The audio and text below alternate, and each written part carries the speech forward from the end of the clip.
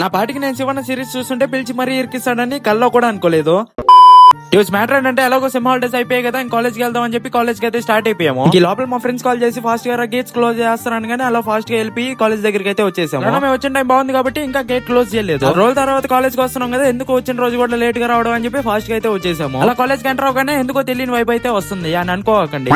చాలా break time లో మేమంతా సిఆర్ ఏదో ఒకటి తీసేరా అంటే ఏదో పాకెట్ లో 100 రూపాయలు తీస్తున్నట్టు బిల్డప్ ఇచ్చి 10 రూపీస్ కాయిన్ ఒకటి తీసి ఒక టీ అయితే కొనుక్కున్నాడు. కామ్ గా ఉంటాడు, ఆయన టీ తాగుతున్నాడు అని చెప్పేసి మా ముందుకు వచ్చి నవ్వుతూ మరీ తాగుతున్నాడు. నాకైతే ఆ టీ తీసుకొని మొహం మీద పోయాలనేంత కోపం అయితే వచ్చింది. అలా క్లాస్ లోకి వెళ్ళి బ్రేక్ టైమ్ లో నా పాటికి నేను శివన్న సిరీస్ చూస్తుంటే సిఆర్ పిలిచి మా ఫ్రెండ్ పడుకో ఉంటే వాడి పైన వాటర్ అయితే పోయమన్నాడు. ఇంకా మనం కామ్ గా ఉంటాము, ఆ వాటర్ పోసే టైంకి చూడండి ఎలా చేసాడో.